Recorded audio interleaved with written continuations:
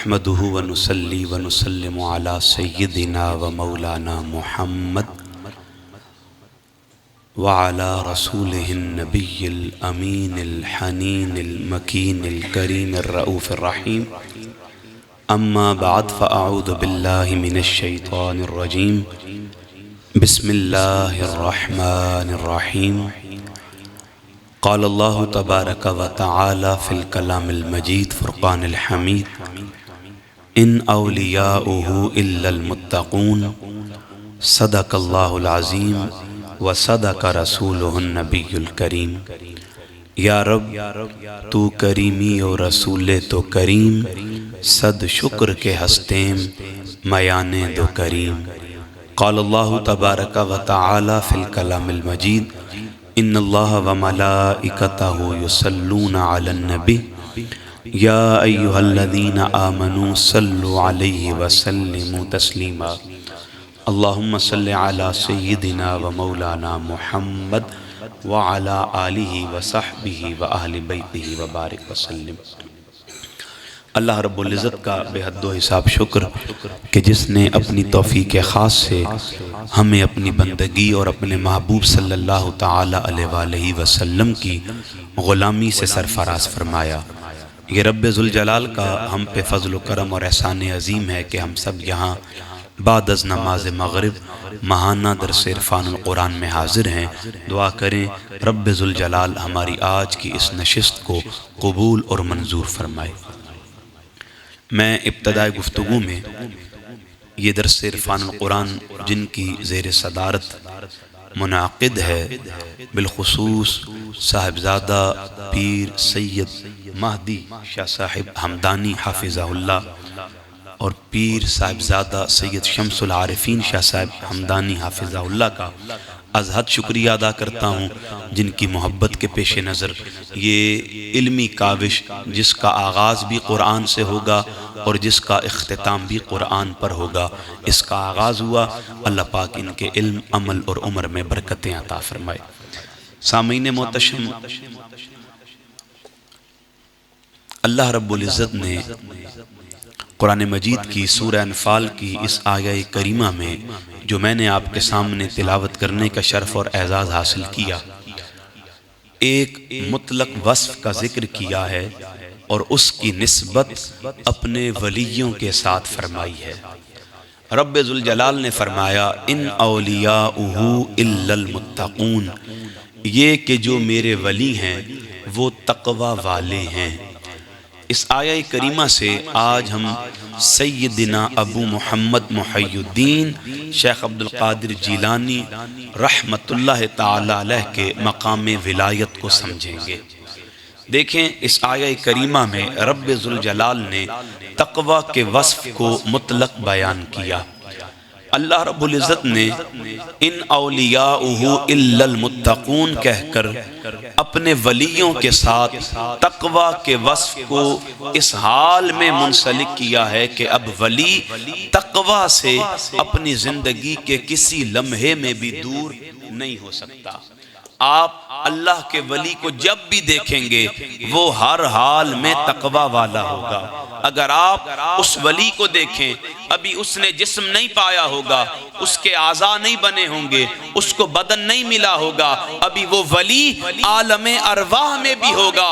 ان اولیاؤہ الا المتقون، اس مقام پر بھی اللہ کا ولی تقوی والا ہوگا۔ وہ ولی راہ میں مادر میں منتقل ہوگا۔ ان اولیاؤہ الا المتقون، اس وقت بھی اللہ کا ولی تقوی والا ہوگا۔ وہ ولی راہ میں مادر سے آغوش مادر میں آئے گا۔ ان اولیاؤہ الا المتقون، اللہ کا ولی اس حال میں بھی تقوی والا ہوگا۔ وہ دنیا کی زندگی گزار کر قبر میں جائے گا۔ ان اولیاؤہ الا المتقون، اللہ کا ولی قبر میں بھی تقوی والا ہوگا۔ کیوں کہ اللہ نے اپنے ولی کے لیے تقوی کے وصف کو مطلق بیان کیا۔ اب یہ تقوی ان کی زندگی کے کسی مختصر سے لمحے پر دلالت نہیں کرے گا، وہ ان کی جوانی پر، لڑکپن پر، بچپن پر، یا بڑھتی عمر پر، یا قبل ولادت یا بعد وصال پر دلالت نہیں کرے گا، بلکہ آپ جب جس حال میں اللہ کے ولی کو دیکھیں گے وہ تقوی سے سرفراز رہے گا۔ میں اس کی ایک مثال دیتا ہوں۔ آپ میں سے کوئی بندہ قبلہ شاہ صاحب کے گھر جائے، میں اس کے ساتھ ہوں، میں اس بندے سے پوچھوں یار بتا تو صحیح یہ گھر کس کا ہے؟ وہ کہے یہ گھر قبلہ شاہ صاحب کا ہے۔ پھر میں پوچھوں یہ جس دروازے سے اندر آئے ہیں کیا یہ بھی شاہ صاحب کا ہے؟ یہ جو گھر میں برقی آلات لگے ہیں کیا یہ بھی شاہ صاحب کے ہیں؟ یہ جو گھر کا سارا ساز و سامان ہے کیا یہ بھی شاہ صاحب کا ہے؟ تو وہ بندہ میری عقل پر حیرت کرے گا یا تعریف کرے گا؟ کیوں؟ وہ کہے گا جب کہہ دیا یہ گھر شاہ صاحب کا ہے، اس کا مطلب گھر کے در و دیوار ان کے ہیں، گھر میں لگے برقی آلات ان کے ہیں، گھر میں بڑا سارا ساز و سامان ان کا ہے، بلا تشبیہ و بلا مثال۔ اللہ رب العزت نے بھی فرما دیا ان اولیاؤہ الا المتقون کہہ کر کہ اے ایمان والوں تم میرے ولیوں کو جب جہاں جس جگہ جس حال میں دیکھو گے میرا ولی اپنی زندگی کے ہر حال میں تقوی والا ہوگا، وہ تقوی سے کبھی بھی خالی نہیں ہوگا۔ دیکھیں اللہ کے اولیاء کا جو اللہ کے ساتھ تعلق تقوی کی بنیاد پر ہوتا ہے، اس تعلق خاص کو اصطلاح تصوف میں نسبت کہتے ہیں۔ ہر ولی مختلف نسبتوں کا حامل ہوتا ہے، کسی ولی کو ایک نسبت ملتی ہے، کسی ولی کو 2 نسبتیں ملتی ہیں، کسی ولی کو 3 نسبتیں ملتی ہیں، اور کوئی ولی 4 نسبتوں کا حامل ہوتا ہے۔ یہ نسبتیں دراصل اللہ کے ساتھ وہ تعلق خاص ہے جس کی بنیاد پر رب اپنے بندے کو اپنا قرب عطا کرتا ہے۔ جب ولی اپنے رب کے قریب ہونے لگتا ہے، رب ذوالجلال اس تعلق خاص کے سبب جو تقوی کی بنیاد پر تھا سب سے پہلے اسے نسبت جزب کی خیرات عطا فرماتا ہے۔ پھر ولی نسبت جزب کے مقام پر متمکن ہونے کے بعد جب مزید اپنے رب کے قریب ہوتا ہے تو رب اپنے ولی کو نسبت عشق کی خیرات عطا فرماتا ہے۔ جب ولی اس نسبت عشق کے مقام پر متمکن ہو کر مزید اپنے رب کا قرب پانے کی چاہت اور تگ و دو کرتا ہے تو رب ذوالجلال اسے نسبت اطاعت کا فیضان عطا فرماتا ہے۔ اب نسبت اطاعت کے مقام پر متمکن ہونے کے بعد جب ولی مزید قربت کا نور پانا چاہتا ہے تو رب اس کی نسبت کو نسبت معرفت میں بدل دیتا ہے۔ ایک ولی 4 نسبتوں کا حامل ہوتا ہے، وہ نسبت جزب، نسبت عشق، نسبت اطاعت سے نکل کر نسبت معرفت پر پہنچتا ہے۔ حضرت حارث بن مالک الانصاری صبح کا وقت ہے، حضور کے سامنے سے گزرے، کریم آقا نے فرمایا یا حارث کیف اصبحت، اے حارث بتا تو نے اپنی صبح کا آغاز کیسے کیا؟ ایک میں اور آپ بھی ہیں جو اپنی صبح کا آغاز کرتے ہیں، ایک یہ بچے بھی ہیں جو اپنی صبح کا آغاز کرتے ہیں۔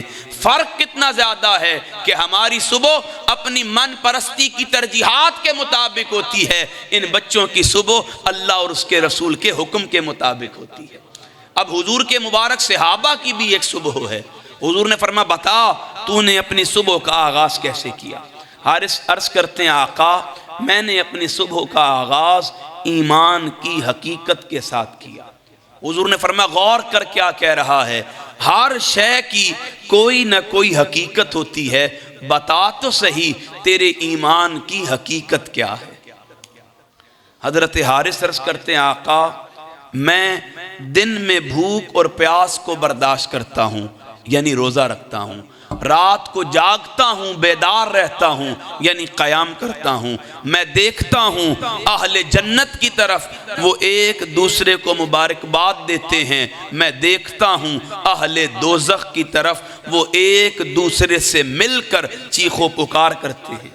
سامعین محتشم، معرفت ایمان کی حقیقت کا نام ہے، معرفت اس کے قرب کا نام ہے، معرفت ذات رسالت معاب کے وجدان کا نام ہے۔ حارث ابن مالک الانصاری عرض کرتے ہیں آقا رب ذوالجلال نے مجھے ایمان کی حقیقت عطا کی ہے، اور اس کی کیفیت یہ ہے میں دن کو بھوکا اور پیاسا رہتا ہوں، رات کو قیام کرتا ہوں، پھر اس حالت قیام اور روزہ کے بدل میں اللہ نے اجر یہ عطا فرمایا ہے میں زمین پر رہ کر عرش کی خبریں دیا کرتا ہوں۔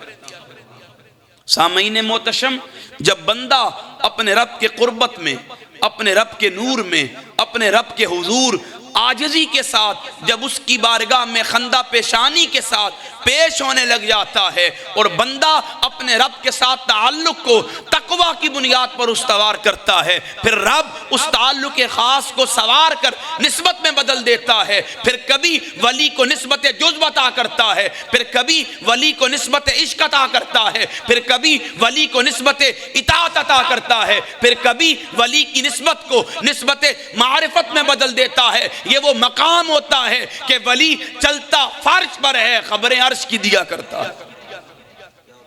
پھر اس مقام پر رب اپنے ولی کو اپنی قربت کا نور عطا کرتا ہے، اپنی محبت کا نور عطا کرتا ہے، اپنی ذات کا نور عطا کرتا ہے، اور وہ نور تجلیات الہیہ میں اس قدر محو ہوتا ہے کہ دنیا سے بیگانہ ہو کر اپنے رب کی معرفت کے نور کو پا لیتا ہے۔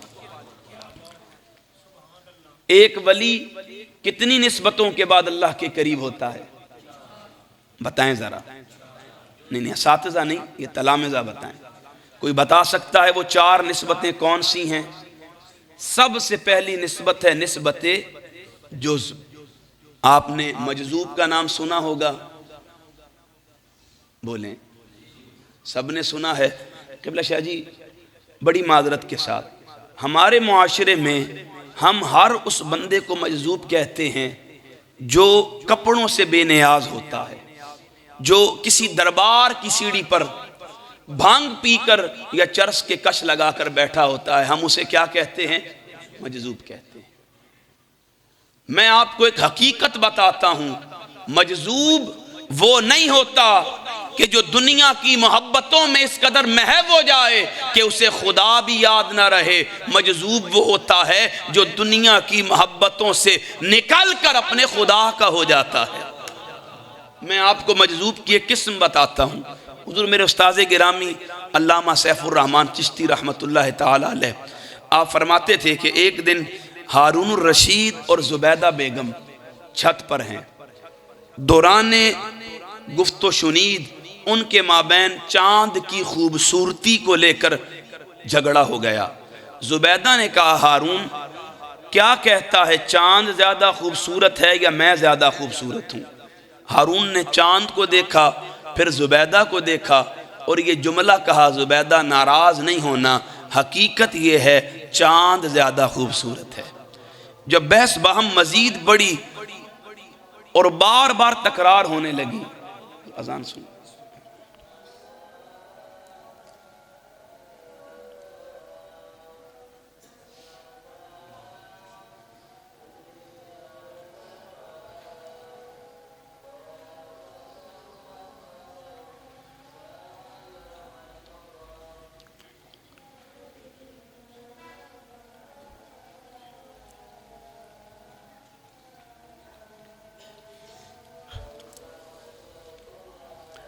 اب جب بحث دونوں میں بڑھ گئی اور حد سے زیادہ بڑھی،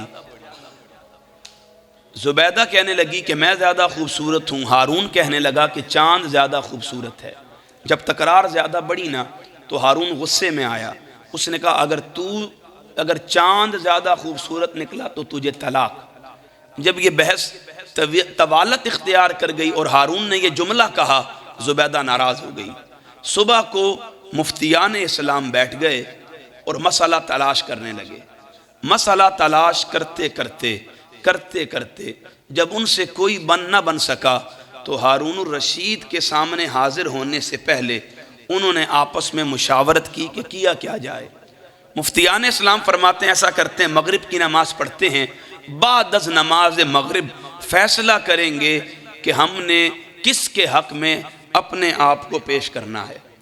اب مغرب کی نماز ہوئی، مصلی پر امام صاحب کھڑے ہونے لگے، بہلول دانا جسے دنیا مجذوب کہتی ہے وہ دوڑتا ہوا آیا اور مصلی پر کھڑا ہو گیا۔ نماز مغرب کی تھی، قرات بالجار تھی۔ بہلول مجذوب سورہ فاتحہ کے بعد سورہ 3 کی تلاوت کرتا ہے۔ وہ پڑھتا ہے وَالتین وَالزَّیتُون وَطُورِ سِینِین وَهَٰذَا الْبَلَدِ الْأَمِینِ لَقَدْ خَلَقْنَا الْقَمَرَ فِی أَحْسَنِ تَقْوِیمٍ۔ اب مفتیان اسلام پیچھے سے لقمہ دیتے ہیں۔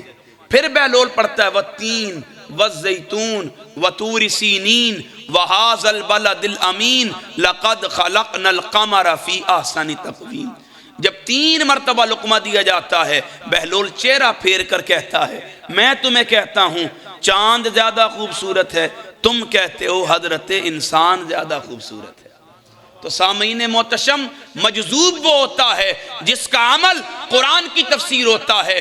مجذوب اپنی ذات میں قرآن کا مفسر بھی ہوتا ہے، مترجم بھی ہوتا ہے، محدث بھی ہوتا ہے، فقیہ بھی ہوتا ہے۔ رب جب اسے اپنی قربت کا نور عطا کرتا ہے اور اسے اپنی نسبت کا پہلا مقام نسبت جزو کی صورت میں عطا کرتا ہے، پھر اس کی کیفیت یہ ہوتی ہے وہ دو عالم سے بیگانہ ہو کر اس کی لذت آشنائی میں گم ہو جاتا ہے۔ پھر اس کا ظاہر بھی اس کا ہوتا ہے، پھر اس کا باطن بھی اس کا ہوتا ہے۔ اقبال کہتے ہیں دو عالم سے کرتی ہے بیگانہ دل کو، عجب چیز ہے لذت آشنائی۔ قربت کا یہ پہلا مقام ہوتا ہے کہ جب اللہ کا مقرب بندہ اس کے قرب میں مناجات کرتے ہوئے جب اس کے نور کی پہلی کرن کو پاتا ہے، دنیا تصوف میں اسے نسبت جزب کہا جاتا ہے۔ اب پھر ولی مزید محنت کرتا ہے، نسبت عشق، پھر اطاعت اور پھر معرفت کے نور پر قدم رکھتا ہے۔ ایک ولی 4 نسبتوں کا حامل ہوتا ہے۔ پھر اس کے بعد اللہ کے ولی کو رب ذوالجلال جب اپنی مزید قربت کا نور عطا کرتا ہے تو رب اپنے کارخانہ قدرت میں ایک ولی کی ولایت کا مزاج تعمیر کرتا ہے۔ ولایت کے مزاج بھی 4 ہیں۔ سب سے پہلے رب ذوالجلال اپنے ولی کو ولایت ابراہیمی کی خیرات عطا فرماتے ہیں، پھر اپنے ولی کو ولایت موسوی کی خیرات عطا فرماتے ہیں، پھر اپنے ولی کو ولایت عیسوی کی خیرات عطا فرماتے ہیں، اور پھر اپنے ولی کی ولایت کو ولایت محمدی میں بدل دیا جاتا ہے۔ ایک ولی 4 نسبتوں کا اور ولایت کے 4 مختلف مزاجوں کا حامل ہوتا ہے۔ اب ایک مرتبہ یہ پڑھیں پھر ہم اس کی کنکلیوژن پر جاتے ہیں۔ پہلی نسبت کیا ہے؟ نسبت، دوسری نسبت ہے نسبت، تیسری نسبت ہے نسبت، اور چوتھی نسبت ہے نسبت۔ جب یہ 4 مقامات ولی طے کر لیتا ہے پھر رب اس کی ولایت کے مزاج کو تعمیر کرتا ہے۔ سب سے پہلے اس کی ولایت کو ولایت ابراہیمی میں، پھر ولایت موسوی میں، پھر ولایت عیسوی میں، اور پھر ولایت محمدی میں بدل دیا جاتا ہے۔ ایک ولی اپنی ساری عمر لگا کر، محنت کر کے، ریاضت کر کے، مجاہدہ کر کے اللہ کے حضور خشوع اور خضوع کے ساتھ پیش ہو کر 4 نسبتوں کے بعد ولایت کے 4 مدارج طے کر کے جس ولایت محمدی کے مقام پر متمکن ہوتا ہے، رب نے اس مقام پر ابو محمد محی الدین شیخ عبدالقادر جیلانی کو پیدا فرمایا ہے۔ آپ خود فرماتے ہیں وَكُلُّ وَلِيٍّ لَهُ قَدَمٌ وَإِنِّي عَلَىٰ قَدَمِ النَّبِي بَدْرِ الْكَمَالِ۔ ہر ولی کے لیے نسبت کا کوئی قدم ہے، ہر ولی کے لیے ولایت کا کوئی مزاج ہے، مگر جب بات میری آئی اللہ نے قدم مصطفیٰ کی خیرات عطا فرمائی۔ دیکھیں ایک ولی جب نسبت ابراہیمی کے مقام پر پہنچتا ہے، ولایت ابراہیمی کے مقام پر پہنچتا ہے، پھر اس کی ولایت میں حضرت ابراہیم کی نار نمرود کے گلزار ہونے کا رنگ نظر آتا ہے۔ ایک ولی جب ولایت موسوی کے مقام پر متمکن ہوتا ہے تو اس کی ولایت میں حضرت موسیٰ کے ید بیضا کا رنگ چھلکتا دکھائی دیتا ہے۔ ایک ولی جب ولایت عیسوی کے مقام پر پہنچتا ہے تو اس کی ولایت میں حضرت عیسیٰ کے دم کا رنگ نظر آتا ہے، اور جب ولی ولایت محمدی کے مقام پر پہنچتا ہے اسے معجزات مصطفی کی خیرات عطا کر دی جاتی ہے۔ نبی رحمت فرماتے ہیں، صحیح مسلم کی روایت ہے، حدیث کا نمبر ہے 7551، حضور فرماتے ہیں اے میرے صحابہ، بنی اسرائیل کا ایک بادشاہ تھا، اس کے پاس ایک جادوگر تھا۔ جب وہ جادوگر قریب المرگ ہوا، اس نے بادشاہ سے کہا اے بادشاہ میں نے مر جانا ہے، ایسا کر کوئی بچہ مجھے دے جس سے میں جادو سکھاؤں تاکہ وہ میرے بعد تیری خدمت کیا کرے۔ ایک بچہ دیا جاتا ہے، وہ بچہ اپنے گھر سے نکلتا ہے، جادوگر کے پاس آ کے جادو سیکھتا ہے، پھر اپنے گھر چلا جاتا ہے۔ کچھ دن گزرتے رہے، ایک دن بچہ گھر سے نکلا، راستے میں ایک راہب اللہ کا ولی بیٹھتا تھا۔ بچہ تھوڑی دیر اس راہب کے پاس بیٹھا، پھر جادوگر کے پاس گیا، پھر وہاں سے چھٹی کے بعد پھر راہب کے پاس بیٹھا، پھر اپنے گھر گیا۔ دن یوں ہی گزرتے رہے۔ ایک دن بچہ جب گھر سے نکلتا ہے، کریم آقا علیہ السلام فرماتے ہیں راستے میں ایک بہت بڑا اژدہا، قوی ہے کل اژدہا، لوگوں کا راستہ روکے ہوئے ہے۔ اس کے من میں خیال آیا چیک تو کروں راہب کا خدا سچا ہے یا جادوگر سچا ہے۔ اس نے ایک پتھر اٹھایا، یہ کلمہ کہہ کر کہ اگر راہب کا خدا سچا ہے یہ اژدہا مر جائے، وہ پتھر پھینکا۔ پتھر لگنے کی دیر تھی، کریم آقا فرماتے ہیں وہ اژدہا مر گیا۔ یہ بچہ راہب کے پاس آتا ہے، اسے یہ سارا واقعہ سناتا ہے۔ راہب بچے سے کہتا ہے اللہ نے مقام میں تجھے مجھ سے بڑھا دیا ہے، ان قریب تیرا امتحان لیا جائے گا۔ حدیث کے لفظ ہیں، کریم آقا فرماتے ہیں رب ذوالجلال نے اس بچے کو یہ تصرف، طاقت اور کمال عطا کیا، اگر کوئی مادر ذات نابینا آ جاتا وہ بچہ دعا کرتا اللہ نابینے کو بینائی عطا کر دیتا۔ حضور فرماتے ہیں اگر کوئی کوڑ کا مریض آتا وہ بچہ ہاتھ پھیرتا اللہ کوڑ کے مریض کو شفا دے دیتا تھا۔ اب اصلاً یہ دو معجزے کس کے تھے؟ حضرت عیسیٰ علیہ السلام کے۔ ان کے پاس کوئی مادر ذات نابینا آتا وہ اسے اللہ کے اذن سے بینائی اور کوڑ کے مریض کو اذن ربی سے شفا دیتے تھے۔ اب اس طرح حضور فرماتے ہیں، صحیح بخاری کی روایت، بنی اسرائیل کا ایک راہب تھا، جریج اس کا نام تھا۔ اس کے علاقے میں ایک عورت کے ہاں بچہ پیدا ہوا۔ لوگوں نے پوچھا کہ یہ بچہ کس کا ہے؟ زنا کی صورت میں پیدا ہونے والے بچے کی ابویت کے بارے میں پوچھا گیا۔ جب بار بار اصرار کیا گیا، عورت بول پڑتی ہے جان چھڑانے کے لیے لوگوں اس بچے کا باپ وہ جریج ہے۔ کون ہے؟ اور حضور فرماتے ہیں وہ جریج اپنے وقت کا متقی تھا، ایک راہب تھا۔ اس زمانے میں ولیوں کے لیے ٹرم اصطلاح راہب کی استعمال ہوتی تھی۔ اب حضور علیہ السلام فرماتے ہیں جب عورت نے الزام لگایا نا کہ یہ بچہ راہب جریج کا ہے تو وہ لوگ جریج کے پاس آئے۔ حضور اگر ہمیں معلوم ہو کسی پیر کو اس کے کسی برے عمل کا، ہماری بیٹیاں بہنیں بھی سن رہی ہیں، کسی برے عمل کا پتہ چلے اور اس کا برا عمل گناہ کبیرہ پر منحصر ہو تو ہم اس کی ولایت کو تسلیم کریں گے؟ بولیں ہم نہیں کریں گے۔ کیوں؟ کہ ہم یہ بات جانتے ہیں گناہ کبیرہ کا ارتکاب کرنے والا اللہ کا متقی نہیں ہوتا۔ اب لوگوں نے کیا کیا؟ میرا وجدان کہتا ہے کوئی آیا ہوگا، اس نے گریبان پکڑا ہوگا، کسی نے داڑھی پکڑی ہوگی، کسی نے گھسیٹا ہوگا اور پوچھا ہوگا بھئی تو ہمارے سامنے اللہ کا ولی بنتا ہے، بند کمرے میں زنا کرتا ہے جس سے بچہ پیدا ہوا ہے۔ حضور فرماتے وہ جریج پریشان نہیں ہوا، انہیں اس عورت کے پاس لے آیا۔ اب ہونا تو یہ چاہیے تھا جریج عورت سے پوچھتا بتا اس بچے کا باپ کون ہے، کوئی ثبوت دے کہ میں اس کا باپ ہوں، لیکن جریج عورت سے نہیں پوچھتا۔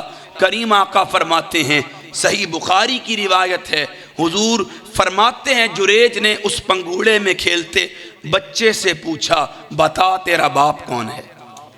کریم آقا کا ارشاد ہے، جب جریج نے پوچھا، وہ پنگھوڑے میں کھیلتا بچہ بولتا ہے، لوگوں جریج کو کچھ نہ کہو، جریج میرا باپ نہیں، ابھی فلاں جگہ پر جو بکریاں چرا رہا ہے وہ چرواہا میرا باپ ہے۔ اب بتائیں اصلاً یہ معجزہ کس کا تھا؟ جب لوگوں نے حضرت مریم سے پوچھا، اے مریم بتاؤ یہ بیٹا کہاں سے آیا ہے؟ سیدہ مریم فرماتی ہیں، مجھ سے نہ پوچھو، اس پنگھوڑے میں کھیلتے عیسیٰ سے پوچھو، یہ بتائے گا کہاں سے آیا ہے۔ تو سامعین محتشم، جب کوئی ولی اپنی ولایت میں حضرت عیسیٰ کی ولایت کا رنگ چڑھا لیتا ہے اور اس کی ولایت کو حضرت عیسیٰ کی ولایت کا رنگ میسر آ جاتا ہے، پھر رب اس ولی کو یہ مقام عطا کرتا ہے، وہ مادر ذات نابینوں کے لیے دعا کرے رب انہیں بینائی عطا کرتا ہے، کوڑ کے مریض کے لیے دعا کرے رب انہیں شفا دیتا ہے، اور اگر اشارہ کرے تو نومولود اس کے اشارے پر بول پڑتے ہیں۔ دیکھیں عرف میں ایک مثال معروف ہے، بڑا چھوٹوں کے سامنے کبھی چھوٹوں کی مثال نہیں دیتا، اور چھوٹے بھی بڑوں کے سامنے کبھی چھوٹوں کی مثال، جب بھی بڑا بات کرتا ہے وہ مثال بڑے کی دیتا ہے، چونکہ بات سمجھانا مقصود ہوتی ہے۔ میں آپ سے سوال کرتا ہوں، حضور نے اپنے صحابہ کے سامنے بنی اسرائیل کے ولیوں کی شانیں کیوں بیان کی؟ حضور نے بنی اسرائیل کے راہبوں کی کرامات کیوں بیان کی؟ صحابہ نے تو اس سے بڑے منظر دیکھے تھے، صحابہ نے حضور رحمت کی انگلی کے اشارے پر چاند کو ہلتے دیکھا تھا، صحابہ نے حضور کی انگلی کے اشارے پر چاند کو دو ٹکڑے ہوتے دیکھا تھا، صحابہ نے حضور کی انگلی کے اشارے پر سورج کو پلٹتے دیکھا تھا، صحابہ نے حضور کی انگلی کے اشارے پر پتھروں کو کلمہ پڑھتے دیکھا تھا، صحابہ نے حضور کی انگلی کے اشارے پر جانوروں کو سجدہ کرتے دیکھا تھا، صحابہ کے وجود مسعود نے اپنی آنکھوں سے حضور کے جسم اطہر سے مس ہونے والے استن حنانہ کو زندہ ہوتے دیکھا تھا، صحابہ نے حضور کے لعاب دہن کی برکت سے کھارے پانی کے کنویں کو میٹھا ہوتے دیکھا تھا، صحابہ نے تو بڑے بڑے معاملات دیکھے تھے، پھر حضور اپنے صحابہ کے سامنے بنی اسرائیل کے ولیوں کی باتیں کیوں کر رہے تھے؟ دراصل حضور صحابہ کو نہیں ہمیں بتا رہے تھے کہ اے میرے امتیوں، اگر رب ابراہیم ہو، موسیٰ ہو، عیسیٰ کے امتیوں کو یہ تصرف کمال طاقت عطا کر سکتا ہے کہ وہ اشارہ کریں تو بچے بول پڑتے ہیں، اگر وہ دعا کریں تو نابینے بینا ہو سکتے ہیں، اگر وہ دعا کریں بیمار شفایاب ہو سکتے ہیں، اگر عیسیٰ کے امتیوں کی یہ شان ہے تو پھر تصور کرو جنہیں رب ولایت محمدی کا امین بنائے گا، ان ولیوں کی شان کا عالم کیا ہوگا، ان ولیوں کا مقام کیا ہوگا، ان کے تصرفات کا عالم کیا ہوگا، ان کی طاقت کا عالم کیا ہوگا، ان کی کرامات کا عالم کیا ہوگا۔ اگر حضرت عیسیٰ کے امتی نومولود کو بلوا سکتے ہیں تو حضور کی امت میں آنے والے ولایت کے سرخیل ابو محمد محی الدین شیخ عبد القادر جیلانی مردوں کو بلوا سکتے ہیں، کیوں کہ اللہ رب العزت نے اپنے ولیوں کو اپنا قرب عطا کیا ہے تقوی کی بنیاد پر، اور تقوی اتنا کامل معیار ولایت ہے کہ جو ولی اس تقوی کے ساتھ جڑ جاتا ہے رب اسے اپنی قربت کا نور عطا کر دیتا ہے۔ دیکھیں ایک ولی اپنے رب کے قریب ہوتا ہے، کوئی اور وجہ نہیں ہے، صرف دو باتیں ہیں۔ ایک ولی اپنے رب کے قریب ہوتا ہے فرائض کے ذریعے، ایک نوافل کے ذریعے۔ کتنی چیزوں کے ذریعے؟ ایک فرض عبادات کے ذریعے اور ایک نفلی عبادات کے ذریعے۔ کریم آقا کا ارشاد پاک ہے، حدیث قدسی آپ سب جانتے ہیں، من عاد لی ولی آذنتہ بال، جو بندہ بھی رب ذوالجلال فرماتا ہے میرے ولی سے دشمنی کرتا ہے میں رب اس سے اعلان جنگ کرتا ہوں۔ پھر اس حدیث کے لفظ ہیں کہ میرا ولی میرے قریب ہوتا ہے فرض اور نوافل کے ذریعے۔ جب ولی قرب فرائض اور قرب نوافل کا مقام پا لیتا ہے، رب اپنے ولی کو یہ جسمانی تصرف عطا کرتا ہے کہ رب اپنے ولی کی آنکھ بنتا ہے جس سے ولی دیکھتا ہے، رب ولی کے کان بنتا ہے جس سے ولی سنتا ہے، اور رب ولی کی زبان بنتا ہے جس سے وہ بولتا ہے۔ لیکن میرے شیخ فرماتے ہیں اس مقام کے بعد بھی ایک مقام ہے جسے جمع بین القربین کہتے ہیں۔ اس مقام پر رب ولی کو یہ طاقت عطا کرتا ہے کہ پہلے ولی کی آنکھ بنا جس سے ولی دیکھتا ہے، ولی کے کان بنا جس سے ولی سنتا ہے، ولی کی آنکھ بنا، زبان بنا جس سے ولی بولتا ہے۔ لیکن جمع بین القربین کے مقام پر آنکھ ولی کی ہوتی ہے، اس میں دیکھنا خدا کا ہوتا ہے، کان ولی کے ہوتے ہیں اس میں سننا خدا کا ہوتا ہے، زبان ولی کی ہوتی ہے اس پر بولنا خدا کا ہوتا ہے۔ حضور فرماتے ہیں اے میرے صحابہ سنو، یہ عمر چلتا تم میں ہے، معمولات زندگی تم میں ادا کرتا ہے، لیکن میرے عمر کی شان یہ ہے جب عمر بولتا ہے نا، عمر نہیں بولتا الحق ینطق علی لسان عمر، جب عمر بولتا ہے نا عمر نہیں بولتا، زبان عمر کی ہوتی ہے اور عمر کی زبان پر خدا بولتا ہے۔ جب ولی اللہ رب العزت کا قرب پاتا چلا جاتا ہے، رب تصرف یہ عطا کرتا ہے کہ رب ولی کی زبان بن جاتا ہے جس سے ولی بولتا ہے۔ صحیح بخاری اور مسلم کی متفق علیہ روایت، حضور فرماتے ہیں بعض زمین پر اللہ کے ایسے مفلوق الحال بندے ہیں جب وہ قسم کھاتے ہیں اللہ اپنے امر کو نہیں ان کی قسموں کو دیکھتا ہے۔ جب ولی اپنی زبان سے کوئی بات کر دیتا ہے رب پھر ان کی بات کی لاج رکھتا ہے، رب ان کی باتوں کا مان رکھتا ہے، رب ان کے کلام کا بھرم رکھتا ہے۔ سامعین محتشم، صرف ایک ولی کا جو اللہ سے تعلق ہے اس کی بنیاد یہ تقویٰ ہے، اور ولی اس تقویٰ سے اپنی زندگی کے کسی بھی لمحے میں خالی نہیں رہتا۔ دیکھیں بغداد میں مطلع ابر آلود ہے، 29 روزے گزر گئے، اب ہم کنکلیوژن پہ جا رہے ہیں، نتیجے پر جا رہے ہیں۔ 29 روزے گزر گئے ہیں، چاند نظر نہیں آ رہا، لوگ بڑے پریشان ہیں۔ مشائخ قادریہ میں اور تذکرۃ الاولیاء میں شیخ فرید الدین عطار رحمہ اللہ یہ روایت لے کر آئے۔ شیخ عبد القادر جیلانی رحمہ اللہ کا عمل تھا رمضان کا چاند نظر آنے سے دوبارہ چاند کے نظر آنے تک، طلوع آفتاب سے غروب آفتاب تک وہ اپنی والدہ کا دودھ نہیں پیتے تھے۔ یہ آپ کا عمل مبارک تھا، دلیل کیا ہے وہ بھی آپ کو دوں گا، لیکن پہلے اس واقعے کو سمجھیں۔ مطلع ابر آلود ہے، لوگ بڑے پریشان ہیں، چاند نظر نہیں آیا۔ صبح لوگوں نے سحری کی، روزہ رکھا، من میں خیال پیدا ہوا ذرا دیکھیں تو صحیح آج معاملہ کیا ہے۔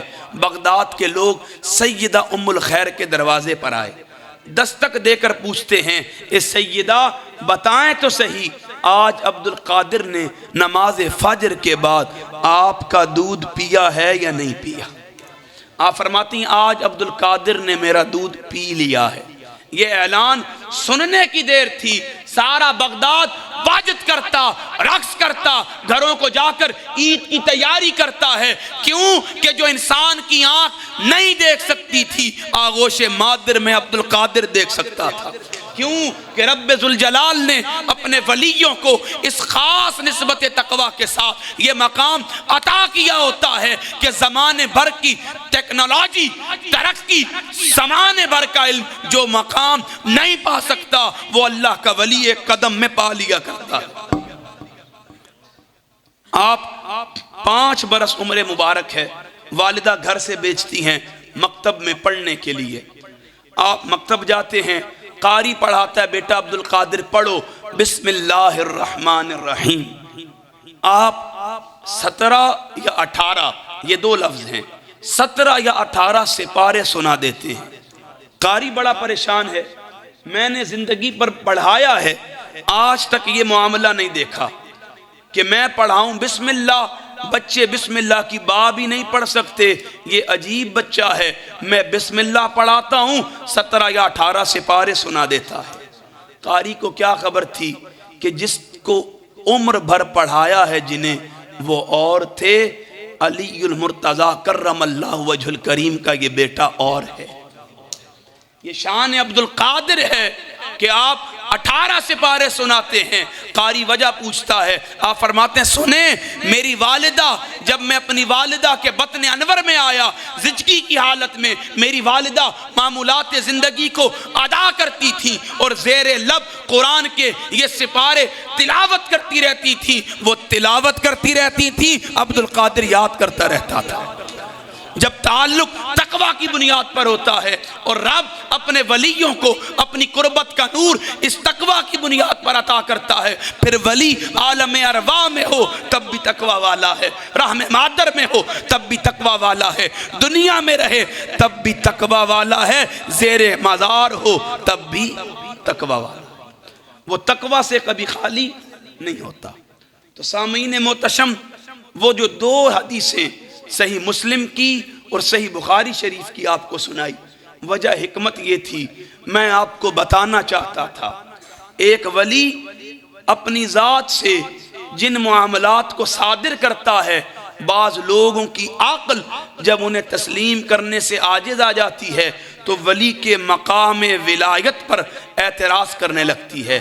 انہیں اعتراض کرنے سے پہلے سوچنا چاہیے کہ اگر رب حضرت عیسیٰ، حضرت موسیٰ، حضرت ابراہیم کے ولیوں کے تصرفات کو، طاقتوں کو اتنا عروج، بلندی، رفعت اور کمال عطا کر سکتا ہے، پھر جن کی رگوں میں رب ذوالجلال کے کرم سے سیدہ کائنات اور مولا کائنات کا خون ہے، جن کی رگوں میں حسن مجتبی اور حسین مصطفیٰ کا خون ہے، پھر کوئی تصور کر سکتا ہے اس عبد القادر جیلانی کی مقام ولایت کا عالم کیا ہوگا. لیکن یاد رکھیں، ہر ولی اپنے رب کے قریب کرامت کی بنیاد پر نہیں، تقوی کی بنیاد پر ہوتا ہے. آج ہمارا المیہ بدقسمتی یہ ہے کہ ہم نے اولیاء کاملین کی ساری حیات کی جو محنت ہے اسے فراموش کر دیا ہے اور ان کی کرامات کو قبول کر لیا ہے. حضور ایسا ہی ہے. آپ دیکھیں، ہم میں سے کوئی بندہ کسی کے سامنے اپنے پیر کا تعارف کرواتا ہے، میں اللہ اور اس کے رسول کو حاضر ناظر جان کر گواہ بنا کر کہہ رہا ہوں. میں نے شاہ صاحب کے ساتھ اسلام آباد کا ایک سفر کیا، آپ تو جانتے ہیں. شاہ صاحب نے راستے میں جن اولیاء کاملین کا تذکرہ کیا نا، بات ان کی تہجد سے شروع ہوتی تھی. کہاں سے شروع ہوتی تھی؟ تہجد سے. لیکن میں اور آپ عرف میں جب کسی کے سامنے اپنے پیر کا تعارف کرواتے ہیں، یہ نہیں بتاتے کہ ہمارا پیر صوم و صلات کا پابند کتنا ہے، تہجد گزار، عبادت گزار کتنا ہے. ہم لوگوں پر روب ڈالنے کے لیے اپنے پیر کا تعارف کرامات سے کرواتے ہیں، جبکہ اولیاء کاملین کی پہچان قرآنی نقطہ نظر سے کرامات نہیں ہے، تقوی ہے. 7 برس آپ کی عمر مبارک ہے. بچوں، یہ آپ کے لیے بڑی نفیس بات ہے، اس کو گانٹھ باندھیں. کتنے برس عمر ہے؟ 7 years old he was. وہ 7 سال کے ہیں. والدہ گھر سے زانوئے تلمس طے کروانے کے لیے بغداد بھیج رہی ہیں. بغداد بھیجتے ہوئے اپنے بیٹے کو نصیحت کیا کرتی ہیں کہ بیٹا عبد القادر زندگی میں کبھی جھوٹ نہیں بولنا. آپ سارے جانتے ہیں نا واقعہ، بیٹا زندگی میں کبھی جھوٹ نہیں بولنا. آج ہمارا عمل کیا ہے؟ باپ ماں دروازے کے پیچھے ہوتے ہیں، باہر سائل ہوتا ہے، بیٹی یا بیٹا مکتب مکتب سے واپس آتے ہیں، دروازے کے اندر انٹر ہوتے ہیں، والد یا والدہ کہہ دیتے ہیں بیٹا باہر انکل کو کہہ دو کہ بابا گھر پر نہیں ہیں۔ ہم اپنے بچوں کی تربیت میں جھوٹ کو پروان چڑھاتے ہیں، ہم اپنے بچوں کی تربیت میں رشتہ داروں سے نفرت، عداوت اور بغض و حسد کو پروان چڑھاتے ہیں، اور ایک تربیت وہ ہے جو سیدہ اپنے بیٹے عبدالقادر کی فرما رہی ہیں۔ آپ مجھے بتائیں کیا انہیں نصیحت کی ضرورت تھی؟ ابھی آپ پیدا بھی نہیں ہوئے تھے، شیخ عقیل سنجی رحمت اللہ تعالی علیہ خطبہ فرما رہے ہیں۔ 6 سال آپ کی ولادت سے پہلے کی بات ہے، حالت استغراق میں محو ہو کر وہ ایک جملہ کہتے ہیں، دنیا والوں عجم میں ایک عبدالقادر پیدا ہونے والا ہے، اللہ اسے اس حال میں اپنی قربت کا نور عطا کرے گا، اس کا اعلان ہوگا قدمی ہاذہی علی رقبۃ کل ولی اللہ، کہ میرا قدم ہر ولی کی گردن پر ہے۔ سنو، جب وہ اعلان کرے گا اس وقت اس کا قدم میری بھی گردن پر ہوگا۔ والدہ انہیں نصیحت کر رہی ہیں جو ولی ابن ولی ہے، جو ابن علی ہے، انہیں نصیحت کر رہی ہیں جو گھر سے مکتب جاتے ہیں، فرشتے ان کے لیے اپنے پر بچھاتے ہیں۔ یہ کوئی بڑی بات نہیں ہے۔ جب بچہ قرآن پڑھنے کے لیے گھر سے نکلتا ہے، کریم آقا فرماتے ہیں رحمت کے فرشتے اس کے لیے اپنے پروں کا سائبان کرتے ہیں۔ یہ عظمت ہے قرآن پڑھنے والوں کی۔ تو اب انہیں نصیحت کی جا رہی ہے، انہیں ظاہراً تو نصیحت کی ضرورت، لیکن والدہ تربیت کا ایک اسلوب عطا کر رہی ہیں، کیونکہ والدہ جانتی ہیں قیامت تک کے لیے یہ میرا بیٹا ولایت کا سرخیل بننے والا ہے، تو کوئی تربیت میں کمی نہیں رہنی چاہیے۔ پھر آپ وہ امتحان بھی دیکھ رہی ہیں، راستے میں چور اور ڈاکو انہیں آ کر گھیر لیں گے، والدہ 40 دینار آستین میں سیتی ہیں، جیب میں بھی رکھوائے جا سکتے تھے، لیکن بیٹے کا بھی امتحان مقصود تھا۔ راستے میں ڈاکوؤں نے گھیرا، 3 مرتبہ تلاشی لی، کچھ نہیں ملا، آپ نے آستین چاک کیا اور انہیں 40 دینار عطا کر دیے۔ تقوی کو مطلق رکھنے کا ایک فائدہ یہ بھی تھا کہ رب ذوالجلال کا کوئی بندہ اگر ساری عمر گناہوں میں، معصیت میں، خود پر ظلم اور زیادتی کے راستے پر گزارے، اس کے من میں طلب پیدا ہو کہ یار بس، جب یہ خواہش پیدا ہو اور وہ کسی مرد کلندر کی صحبت میں بیٹھے، اللہ نے اپنے ولیوں کو تقوی کا نور اس حال میں عطا کیا ہے جو ان کے ساتھ جڑتا چلا جاتا ہے، رب اسے بھی تقوی کا نور عطا کرتا چلا جاتا ہے۔ اب آپ کا ایک عمل تھا، صرف 40 دینار انہیں دیے اور ایک جملہ کہا، میری والدہ کی نصیحت تھی عبدالقادر زندگی میں کبھی جھوٹ نہیں بولا۔ یہ تقوی سیدنا عبدالقادر کے تقوی کو بیان کر رہا ہے، یہ جملہ ان کے مقام ولایت کو بیان کر رہا ہے، اور یہ جملہ اتنا پر اثر تھا کہ جو بلا کے ڈاکو تھے، صدا کے رازن تھے، لوگوں کا مال، عزتیں، جان لوٹا کرتے تھے، شیخ عبدالقادر جیلانی رحمہ اللہ کے ایک عمل سے ساری عمر کے گناہوں پر نادم ہوتے ہیں، قربت کا نور پاتے ہیں، اپنے وقت کے ابدال بن جاتے ہیں۔ تو سامعین محتشم، آج ضرورت اس امر کی ہے کہ اللہ نے اپنے ولیوں کو جس تقوی کے ساتھ منسلک کیا ہے اور وصف تقوی میں انہیں مطلق شان عطا کی ہے، ہمارے لیے بھی یہ فرض عین ہے کہ ہم دنیا کی محبتوں سے کنارہ کر کے ان اللہ والوں کی سنگت اور رفاقت کو اختیار کریں۔ آج ہماری دوستیاں، رواداریاں، تعلقات، باہمی معاملات ان ساری چیزوں سے پرے ہیں۔ میں شاہ صاحب اب وقت بہت زیادہ ہو گیا، گھنٹے سے بھی طوالت اختیار کر گیا، لیکن ایک چیز عرض کر دوں، آپ اگر کسی لوہار کے پاس تھوڑی دیر بیٹھیں، کچھ بھی نہ لے کر آئیں، تو کیا لے کر آتے ہیں؟ بولیں، نہیں آپ بولیں، بدبو لے کر آتے ہیں۔ اور اگر عطار کے پاس کچھ دیر بیٹھیں، کچھ بھی نہ لیں، تو کیا لے کر آتے ہیں؟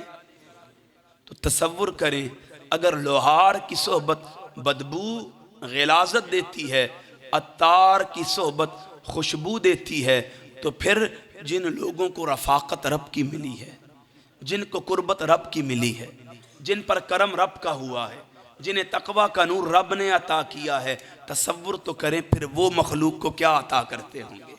آج ضرورت اس امر کی ہے، اور یہ پیغام ہے درس عرفان القرآن کا، اپنی رفاقتوں کو، سنگتوں کو، معیتوں کو، ارادتوں کو، اپنی زندگی کی ڈائریکشن اور سمت کو درست کریں، ان لوگوں سے کنارہ کشی کریں جن کے پاس سوائے نفرت کے، بغض و حسد، منافرت کے، بدبو، غلاظت اور گندگی کے کچھ نہیں ملتا۔ ان سے کنارہ کر کے ان کی صحبت اختیار کریں جو قربت کا نور خدا کا عطا کرتے ہیں، محبت کا نور مصطفیٰ کا عطا کرتے ہیں۔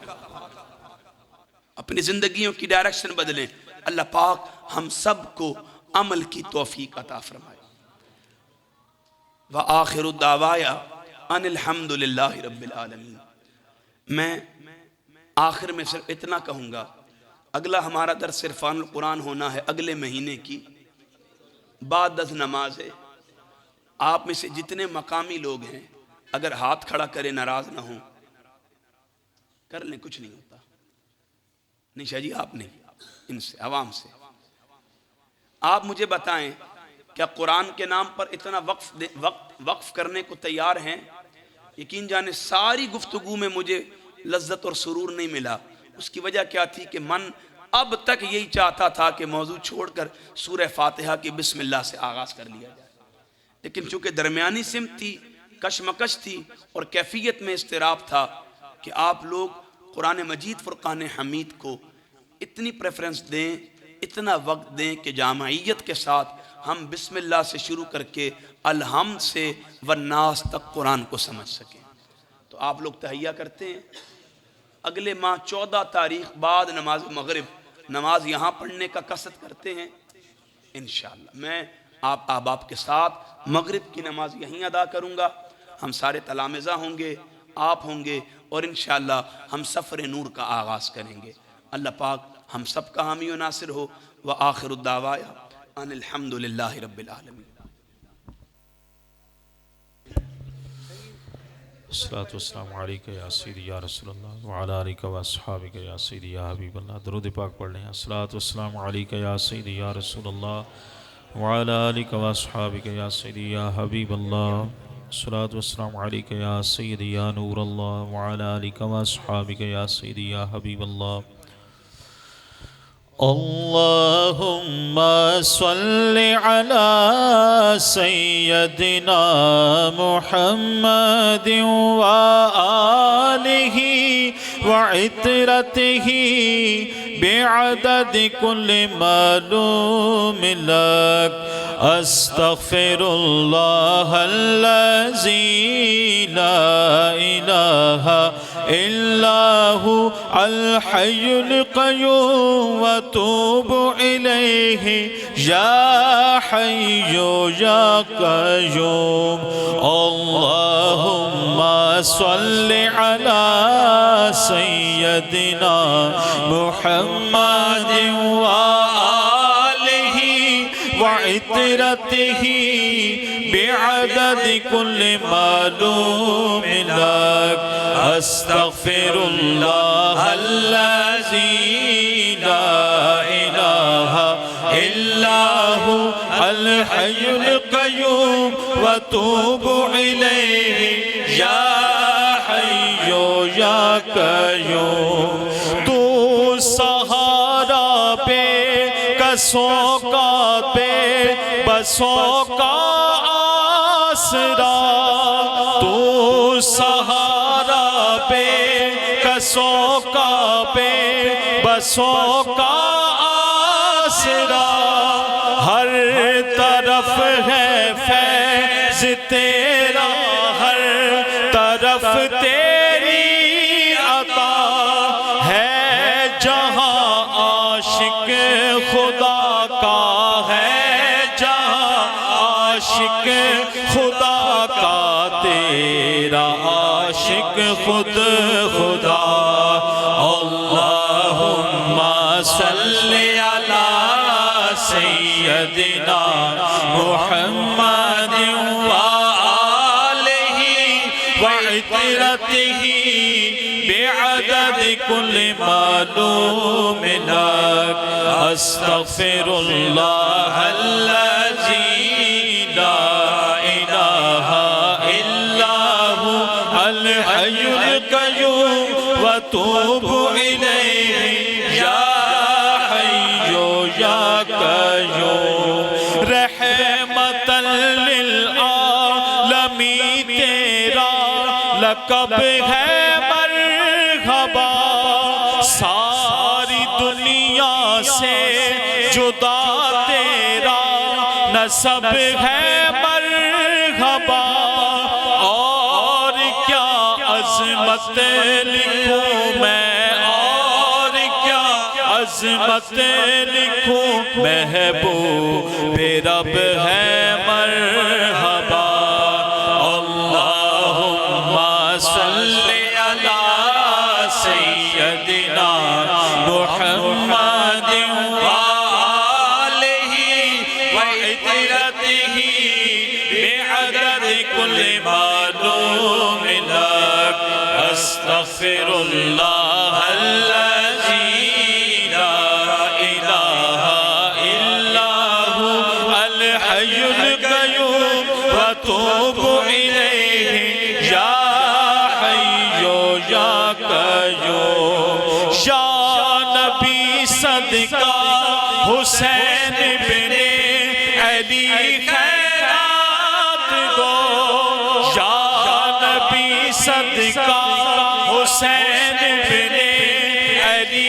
خیرات دو جاذب و چشتی کو اپنے عشق کی خیرات دو نعت کو ہے نعت خواہ ہے نعت کو ہے نعت خواہ ہے مجھ کو وصف نعت دو اللہم صلی علی سیدنا محمد وآلہ وعطرتہ بعدد کل معلوم لک استغفر اللہ الذی لا الہ الا هو الحی القیوم واتوب الیہ یا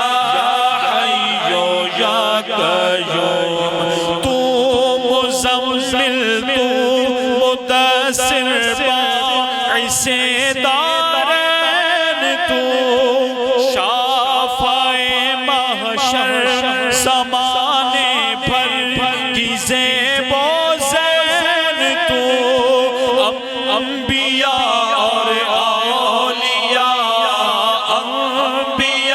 اور اولیاء سب کے دلوں کا چین تو اللہم صلی علی سیدنا محمد وآلہ وعطرتہ بعدد کل معلوم لک استغفر اللہ الذی لا الہ الا هو الحی القیوم واتوب الیہ یا حی یا قیوم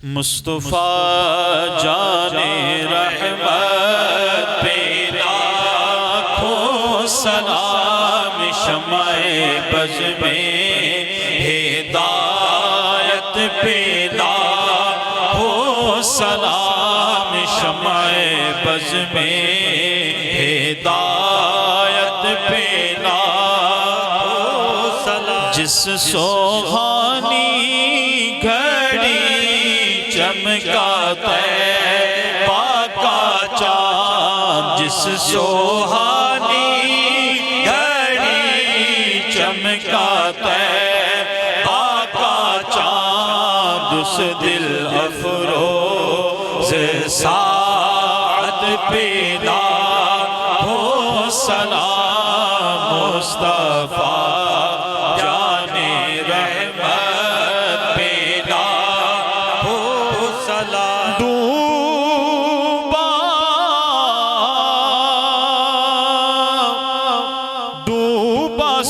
کسی نے بھی پھیرا نہیں، کوئی مثل ید اللہ بھی دیکھا نہیں۔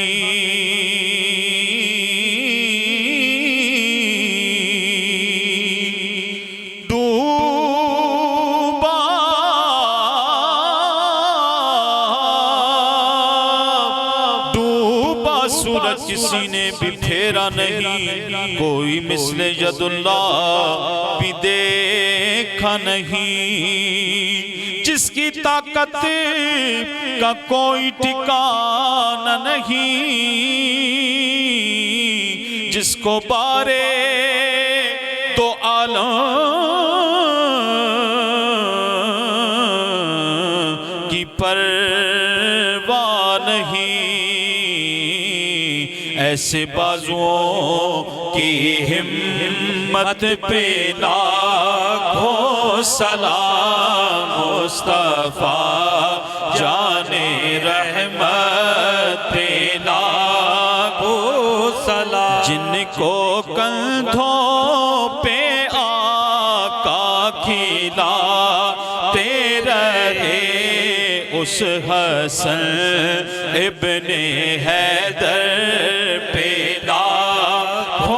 سلام، جس نے نانے کا وعدہ وفا کر دیا، جس نے حق کربلا کا ادا کر دیا، اس حسین ابن حیدر پہ لاکھوں سلام، غوث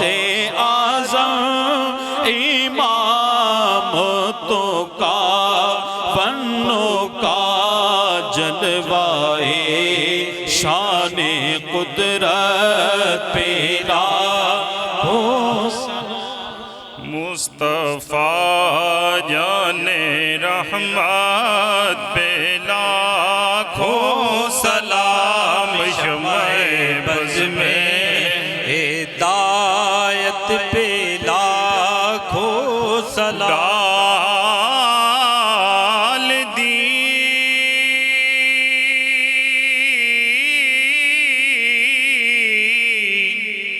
قلب میں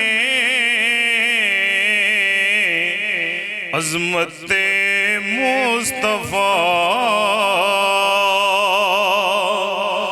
ڈال دی قلب میں عظمت مصطفیٰ، سیدی اعلیٰ حضرات پہ لاکھوں سلام، مصطفیٰ جان رحمت پہ لاکھوں سلام، شمع بز میں ہدایت پہ لاکھوں سلام، سونے تویں امتاں دا والی تے کل جہاں تیرے سوالی، رحم کر سلطان عالی، رحم کر امام عالی، ویک ساڈی خستہ حالی، یا نبی سلام علیکہ، یا رسول سلام علیکہ، یا حبیب سلام علیکہ، صلوات اللہ علیکہ، یا رسول اللہ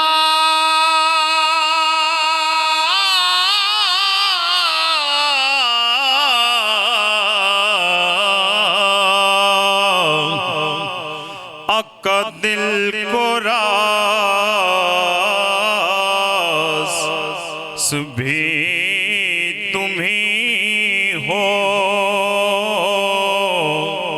غم شناس بھی تم ہی ہو، دل کی آس بھی تم ہی ہو،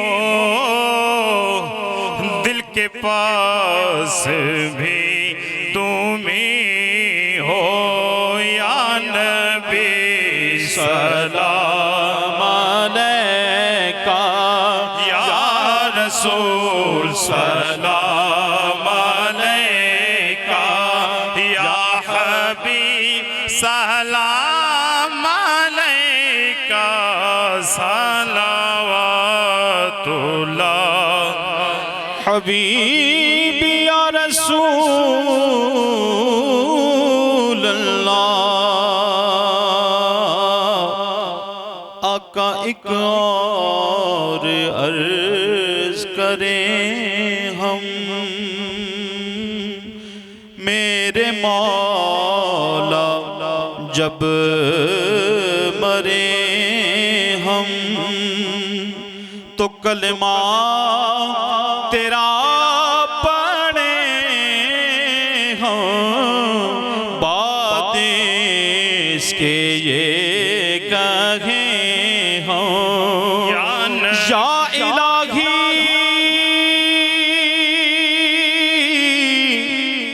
صدقہ زلف رسول، یا الہی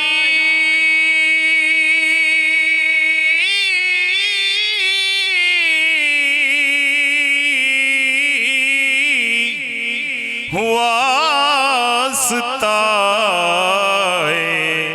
آل رسول، یہ سلام آجزانہ ہو قبول، الصلاۃ والسلام علیکہ یا سیدی یا رسول۔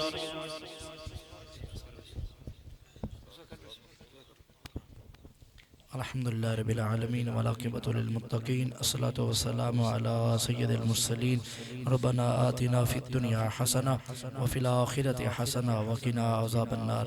اے مالک کریم، جتنے احباب دور سے قریب سے درس عرفان القرآن میں تشریف لائے، میں اللہ سب کا اپنی بارگاہ میں قبول فرما، قدم قدم پہ بے حساب نیکیاں عطا فرما، اور یہ عمل ہمارے لیے، ہم سب کے لیے بخشش کا ذریعہ فرما، خاتمہ بالایمان کا سبب فرما۔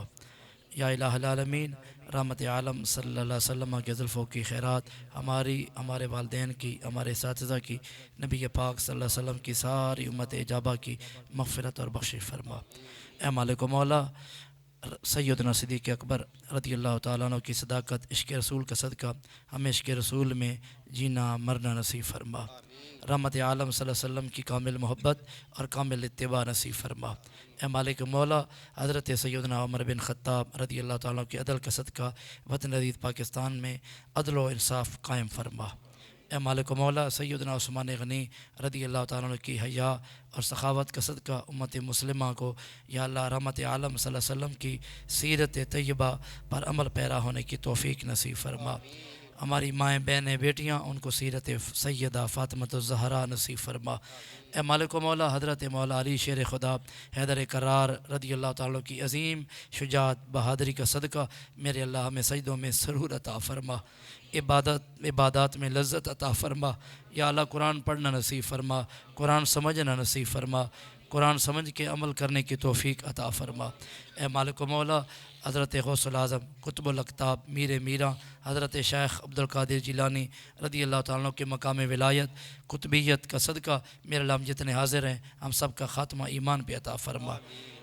میرے مالک و مولا، رحمت عالم صلی اللہ علیہ وسلم کے زلفوں کی خیرات ہماری آنکھوں میں حیا پیدا فرما۔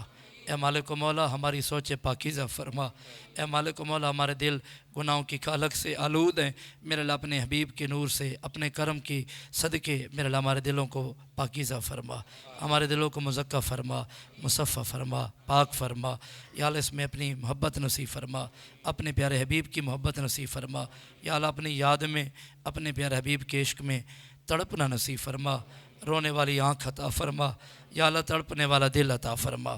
اے مالک و مولا، ہم جتنے حاضر ہیں ہم سب کو قرآن پاک کی روزانہ تلاوت نصیب فرما، 5 وقت کی نماز نصیب فرما، بیت اللہ شریف مدینہ شریف کی بادب حاضری بار بار نصیب فرما۔ اللہم زیارت مکۃ المکرمہ، اللہم زیارت مدینہ المنورہ، شنیدم کے در روز امید و بیم، بداراں بنے کا ببخشت کریم، ہما کار دنیا ہما کار دین، خدایا سپردم بتو بالیقین، دل مارا کن مستقیم، دل مارا کن مستقیم، بحق ایاک نعبد و ایاک نستعین، خدایا بحق بنی فاطمہ کہ برکول ایمان کنیم خاتمہ، اگر دعوت امرت کنی ور قبول، منو دست و دامانے آل رسول، وکھیاں بھی کیا کیا ہن جری نال حضور دے جڑ دیاں نہیں، وکھیاں بھی کیا کیا ہن جری نال حضور دے جڑ دیاں نہیں، جر ہک واری جڑ جاوین پھر لکھ وارو موڑو امڑ دیاں نہیں۔ وصلی اللہ تعالی علی رسول خیر خلقہ محمد وعلی آلہ وصحبہ۔ اگلا درس قرآن 14 تاریخ نو ہے، اگلے درس قرآن مغرب سارے ساتھی تھے پڑھسو، آپ بھی وہ سنگی ساتھی بھی لے کے آئے 14 تاریخ اگلے مہینے دی۔ اللہ تعالیٰ عمل کی توفیق عطا فرمائے۔